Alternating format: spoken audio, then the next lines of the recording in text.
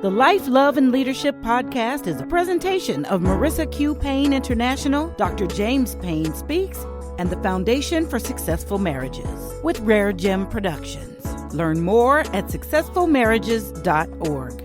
And here are your hosts, the Dr. and the Mrs. Marissa Q. Paine and Dr. James Paine.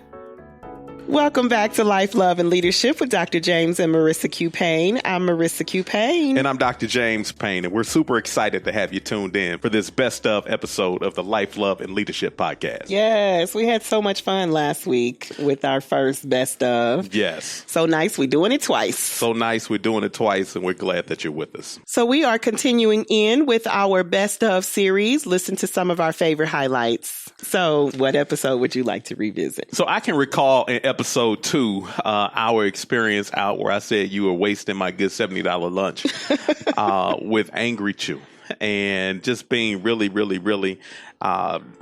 divisive at the table. And we were just having a tough time working together and working through an issue. Let's listen.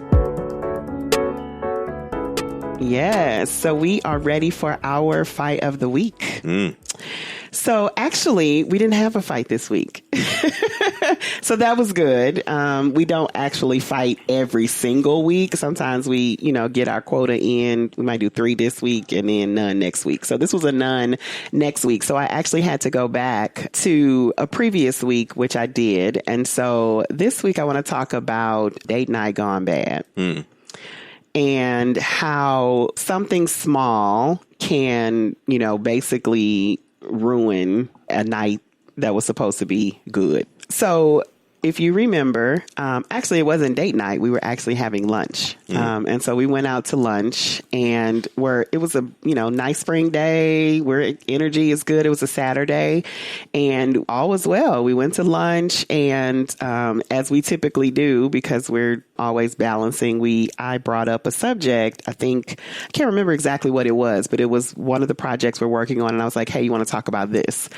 And you said yes. And then you started talking. I was like, well, what are you thinking? And you start sharing what you were thinking. And I was like, well, I don't want to start there. That doesn't make sense. And you're like, well, if that doesn't make sense, then you tell me where to start. Well, why don't you just start?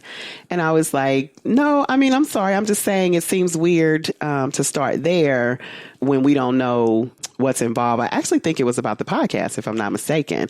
And I think we were talking about, we were talking about frequency, how frequent we wanted to do it. And I was like, well, let's talk about what the purpose is first before we talk about frequency. And for whatever reason, that seemed to offend you. And it just kind of spiraled out of control from there. Like, I wanted you to go ahead because I was really interested in hearing your thoughts because I felt like I had already shared my thoughts. You flat out refused to share, presumably because I had offended you. And then before we know it, we're like arguing over salads now at lunch over nothing. And it just kind of like kept spiraling. So Yes. And I hate it every time we have a fight over food and you waste my good $70 lunch. What? Does that have to do with anything? No, I think the thing that pops up for me about that particular incident, I struggle to recall the exact details, but I do recall there was a measure of offense that occurred. There was also some tension, I think, even before we tried to broach the conversation that I picked up in your body language. And so I was reluctant to even really engage that conversation. You were always talking about my body language. Yes, because it's not always positive. Yes. Go on. Anyway, and so as your body language kind of set the tone, I said, okay, this is going to be very tricky territory to try to walk through this because she's already, we talk about 2s and 10s. She's already at about a level 7 or 8 anxiety about something. And so offending me right out of the gate definitely just shut me down. And, once I got offended, your body language was already bad. I just said, I don't want to talk about this at all. And so we sat for literally 20, 25 minutes and we were just angry chewing. You ever sat just angry chewing? We were just angry chewing. I was there. Yes. And, it is nothing like picking up the environment, like your wait staff can feel the tension in the room. Yeah. They are approaching the table slowly and with caution because they don't want to be the third party associated with this argument, with this fight. And so I recall just us being really, really angry, really, really upset. And so we had that moment of silence, which I actually think was okay because, silence can be golden. Now, I don't think we necessarily approached it in the best way, but I think being able to be silent, get calm. Well, we got silent because you shut down. Yes, which you're was welcome. Annoying. You are so welcome for that. I helped you. But here's the thing, and I, I'm going to give you this whole body language thing. We'll talk about this when we get off the podcast. But, but I think that you tend to put a lot of stock in the body language or the tone. And I always feel like that's unfair because we fight differently, right? I'm dramatic, whether I'm happy, angry, or sad. I appreciate right? you saying that. Expressive. Yes. And so it's very difficult for me. It's not that I'm like yelling, I'm passionate. And I mean, my voice may be elevated, but I'm not yelling, right? And so, but then as that's happening, you sort of focus on that. But I feel like your language can also be just as cutting, right? And so you might not be as demonstrative as I am, but the words that you're saying can be sharp. And so I think we end up having that dynamic. And again, it just accelerated. And so we ended up, you're just like, I'm done. And I'm just like, we didn't even start talking yet. How can, what even is this? And so then, like you said, it creates this terrible date night energy, but we got through it. Yeah. So how we worked it out in this particular instance, again, the silence was golden, although it wasn't intentional silence in a positive way. I was just angrily done, and I don't enjoy arguing. So when I get to a point where I feel the conversation is productive, I shut down and I just let you stew in your feelings, which I understand is tough for you because you have all these words you want to get out. And so when I shut the conversation down, I recognize you can see steam coming out of your afro when I shut the conversation Leave my down. afro out of this. But I think how we worked through it was that silence actually helped us to get calm. And so we went through the lunch. We had the angry chew, 20, 25 minutes, because you eat fast when you're angry. You just chew more aggressive when you're angry. And so we chewed, swallowed, and paid. And then we got out to the car, and we're walking to the car, and we get in the car. And by that point, we were a little calmer, and we were able to kind of slowly broach the conversation and start talking about it with a calmer head. So I think some of that may actually serve working to the HALT principle, if you will, because we were at the restaurant, which means we were hungry. And the HALT principle says you should never have important dialogue when you're hungry, angry, lonely, or tired. And we were at least hungry. What do you say about that? At least.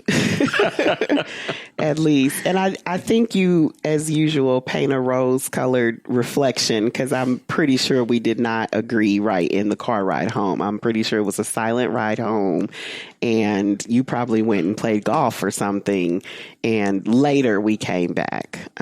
And I think what I realized is that, to your point, it was spillover. Again, because there was an unresolved conversation from a few days earlier that hadn't happened. So I was trying to have that conversation as well. And you're like, wait, what conversation are we having? So you kind of get flooded. But finally, when we got to a place where I could be heard, right, we were able to come to the conversation with cooler heads, and the issue that had not been resolved, we were able to talk that through, and then we were able to kind of make peace. But I think it's important that when you shut down, which, like you said, it can be a good strategy, but you do have to come back because otherwise it's left festering. And for some of us, that does not work. And I think this has been true for us, and this has been something I've really worked to bring to bear in our relationship. You don't have to solve everything right then and there. And in fact, there are some things, based on the consequence of what's going on that you don't necessarily have to solve at all. And so being able to recognize that this isn't, something we have to do right now. So how about go to bed angry? Do you go to bed angry? I go to bed resolved. What does that mean?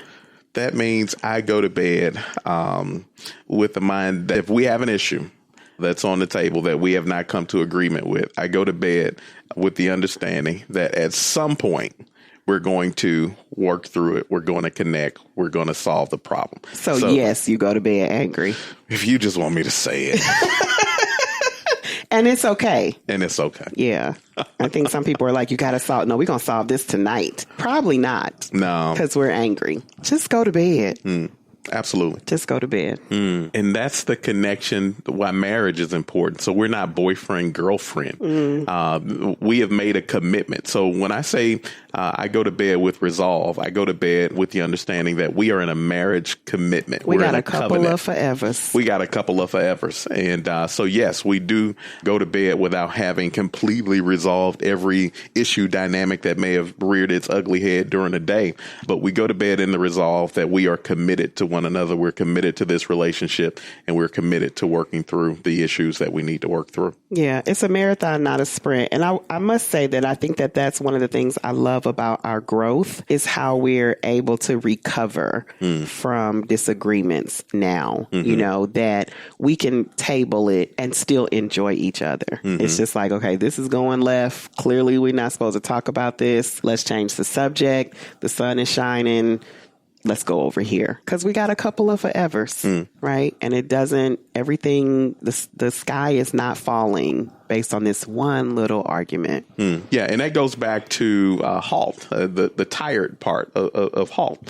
If you are tired, you shouldn't engage in important dialogue. So go ahead, get some sleep, feel better, wake up when there is a mutually agreeable time and space for you two to come back together and deal with it. Do so.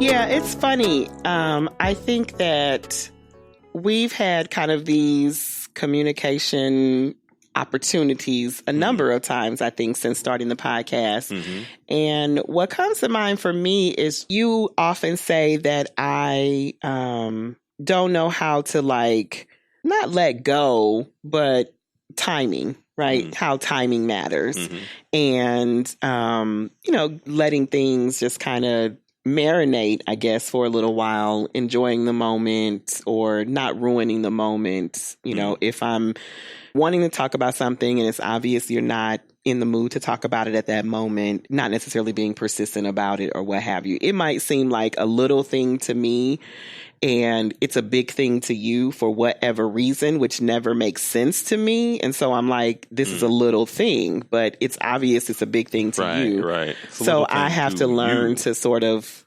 even when it doesn't make sense to me, if it's causing tension and pressure, to just let up. I think I'm learning that because, and I think one of the ways I'm continuously learning this is that when I do that, you tend to come back and see yourself better or what have you. So if I just let it go, then you may come back and say, you know what? I mansplain. Absolutely. No, I think the important thing is getting yourself out of the way so your partner can see their own behavior. Because as long as you stay in the way, it's going to be a problem. It's going to be a problem. And getting yourself out of the way is key. So that's funny because it takes me back to episode 7 where we first talked about mansplaining. Oh, wow. Wow. And your introduction to it. So I'm curious. Well, let's listen to the segment first. Yeah, let's do that. All right. So we are going to move on cautiously to the fight of the week. Tiptoe in this space. Our fight of the week this week is about what I have titled mansplaining. Mansplaining. Well, you know what? Is that a real word or? Yes, it's a real word. It's a real thing. I know it's your favorite topic, but it really happened. Okay, so let the listeners and subscribers in on the story first, because you look like you about ready to go in already. Can I ask, before you go into the story, can you please define what is mansplaining? So for you, Dr. Paine, I looked it up. Okay. And Merriam-Webster defines mansplaining as to explain something to a woman in a condescending way that assumes she has no knowledge about the topic. Dictionary.com explains it as, to mansplain is for a man to explain something to a woman in a condescending manner. So those definitions marry each other. Okay. But I like this, particularly when the woman is an expert in the subject. All Interesting. Right? Yes. Do you need any more qualifiers before I share or bring the listeners in on the scenario? I will allow those two to ride. So I'm going to need y'all help. I could tell you that already, right? So let me set the scene, ladies and gentlemen, because like I said, I have a feeling you're going to have to ref this conversation. We are definitely going to need your input. So this was one of the things that was like a 2 out of 10 for me. So ultimately, I think I just dropped it. We just dropped it. But I definitely want to hear what people think about it. You can join the conversation as usual at successfulmarriages.org or swing over to the post on Facebook and share your thoughts. So anyway, here's the scene. You were in your recliner doing your thing, and I have been working on the calendar, speaking of children, and I have been working on kind of the fall calendar and figuring out how we were going to get the kids back to college and all that jazz. And I shared with you that we had some conflicts around getting our son back to school, that there was something going on the day before and the day after, and we were going to either have to make a change in one of those conflicts or just having to do something different because we needed to book our flight. And, I had thoughts about it. I was like, I think we can do a flight up, the morning of and come back the same day. You were like, oh, I really want to stay. And I was like, yeah, but these are the consequences. And so then out of nowhere, or what seemed like out of nowhere to me, you say, oh, the flights are cheap. We should book our flight today. And I was like, yes, as we've been discussing, I need to know what you want to do so that we can book the flight. And I said, you're totally mansplaining right now. You said you weren't mansplaining. You were just telling me about the price. Exactly. So if anybody heard what she just described, ladies and gentlemen, she was talking through a time conflict. So we had a schedule conflict on that were bookends, and our son needed to get back to college in the middle. So we had a conflict the day before, conflict day after. And so she just did it again, by the way. I literally just told them that. Oh my God. But let me get my tea. Don't keep going. Get your tea.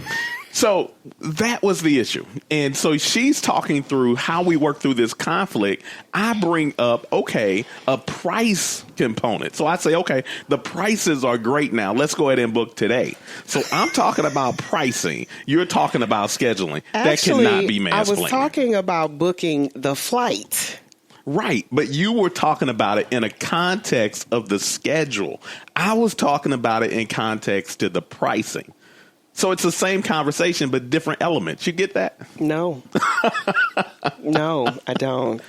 I think you're just being difficult for the sake of being difficult.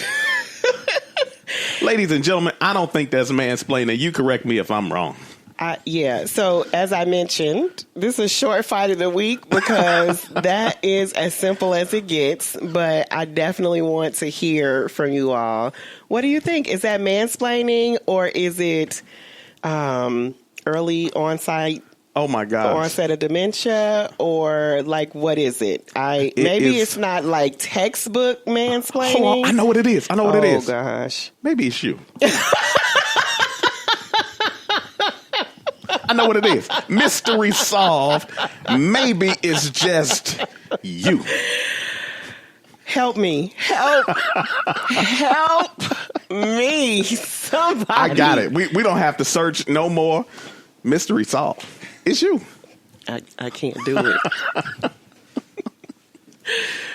So, like I said, we didn't really resolve this one per se, but I definitely have some thoughts about how we moved on. And, I'd love to continue the conversation in social spaces with our listeners and subscribers. But ultimately what happened and what I know for sure, like we've been having this mansplaining conversation for centuries. It's been a while.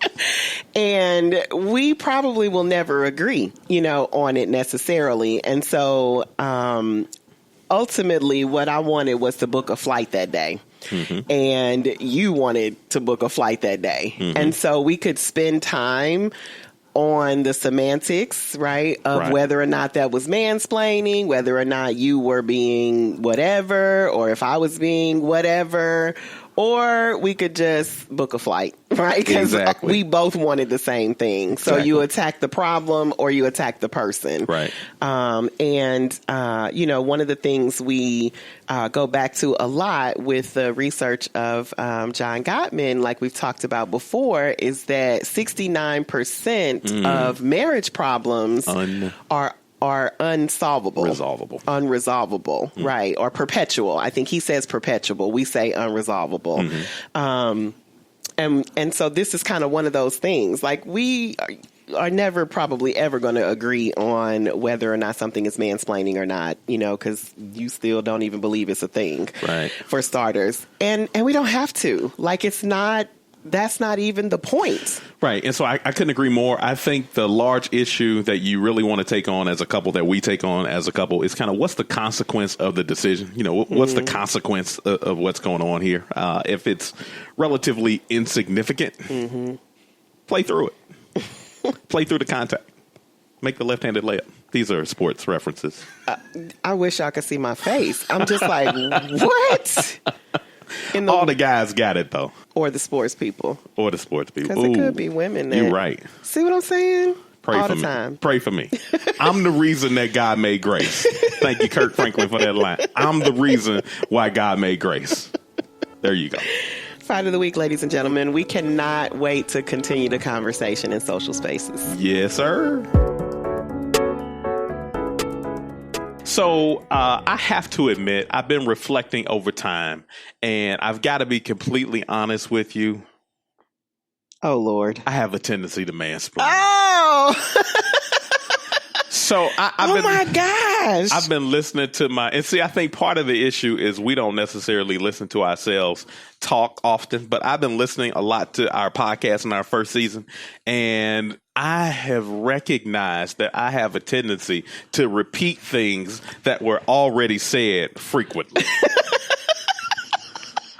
I told you guys, this podcast, we are going to be the people that get helped the most. This is like absolute most. The best of is the best episode. Yes. I definitely mansplain. That is a fact. There's nothing else to be said. I love it. But here's the rub. Uh-oh. I'm comfortable with it. Oh. I'm comfortable with it. All right, folks. So we're going to call that a show. Thank you so much. I hope you're enjoying our best of. And if you are, will you please share it with someone? We want to bring on new listeners before we start season 2. And this is a great way for them to get introduced to the show. We look forward to continuing the conversation on Facebook or Instagram. As always, send us your questions, feedback, comments to successfulmarriages.org. And we will talk to you in social spaces. See you. Bye. This is Life, Love, and Leadership. The Life, Love, and Leadership podcast is a presentation of Marissa Q. Paine International, Dr. James Paine Speaks, and the Foundation for Successful Marriages. Connect with us. Find us and follow on Facebook, Instagram, and Twitter. To learn more about our guests, show notes, services, events, or to get involved, visit successfulmarriages.org. Life, Love, and Leadership is another positive production of Rare Gem Productions. Thanks for listening.